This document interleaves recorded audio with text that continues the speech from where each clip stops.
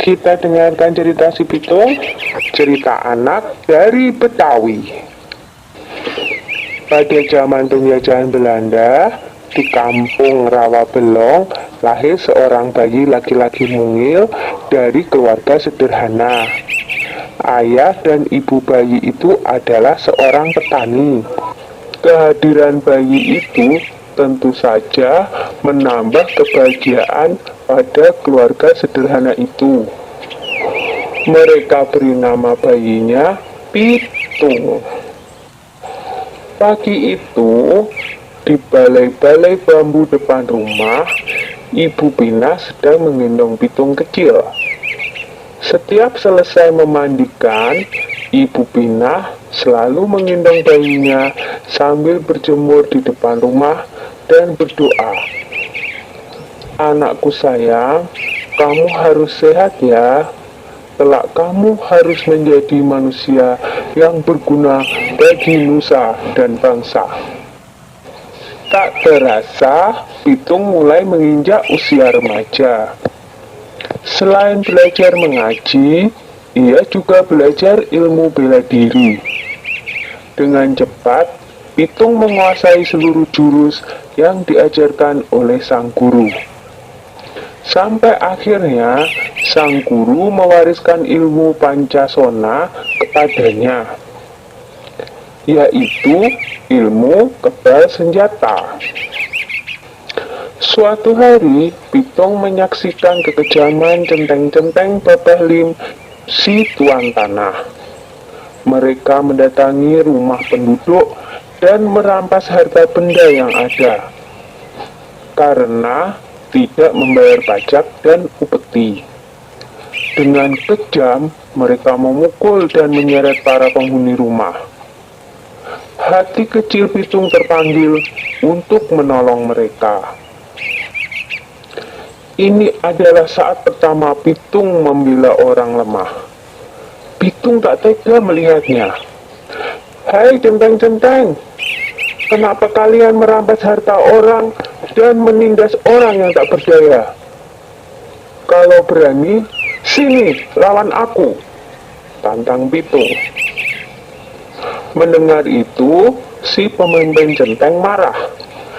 Hei anak muda, berani-beraninya kau menghalangiku. Rasakan ini, hardiknya kepada Pitung. Pemimpin centeng menyerang Pitung dengan gencar, tetapi Pitung berhasil mengalahkannya dengan mudah. Pemimpin centeng itu roboh dalam 2 jurus. Anak buahnya pun melarikan diri ketakutan. Sejak saat itu, Pitung bertekad untuk membela orang yang tertindas. Dengan penuh semangat, Pitung mengajak para penduduk desa untuk bersatu melawan penjajah. Kita harus lawan segala penjajahan. Tidak ada yang boleh merampas harta milik kita. Ini adalah tanah kita. Jangan mau diperbudak oleh kompeni, kata Pitung bersemangat. Semua setuju dengan ajakan Pitung. Para tuan tanah dan kompeni menjadi resah. Mereka mengadukan perlawanan itu kepada pemerintah Hindia Belanda. Scott Heine, pemimpin tertinggi di Batavia, memerintahkan aparat untuk menangkap Pitung. Ia menawarkan hadiah besar bagi siapa saja yang bisa menangkap Pitung. Kompeni menangkap Pak Piun dan Haji Niapin untuk memaksa Pitung menyerahkan diri. Mereka dimasukkan ke penjara di Grogol. Berita itu sampai di telinga Pitung. Ia tidak tega dengan keadaan ayah dan gurunya yang disiksa. Pitung membuat perjanjian dengan kompeni untuk menyerahkan diri dengan syarat ayah dan gurunya dibebaskan dari penjara. Pada suatu hari, kompeni membawa Haji Niapin ke alun-alun kota dengan dijaga ketat oleh pasukan polisi bersenjata. Lalu, Pitung muncul seorang diri. Ia meminta agar gurunya dibebaskan dulu. Setelah Haji Niapin dibebaskan, Pitung maju menyerahkan diri. Pasukan polisi membidikkan senjatanya ke Pitung.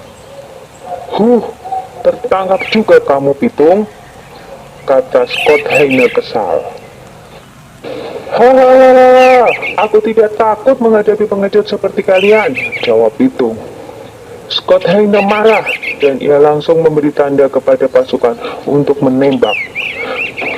Dor, dor, dor, Pitung pun roboh bersimpah darah. Pitung gugur sebagai seorang satria. Beberapa bulan kemudian, Scott Hayne dipecat dari jabatannya karena menembak orang yang tidak melawan ketika ditangkap. Pitung gugur sebagai pahlawan dan akan selalu dikenang oleh generasi-generasi berikutnya. Sudah dulu ya cerita si Pitungnya. Jumpa lagi di cerita lain.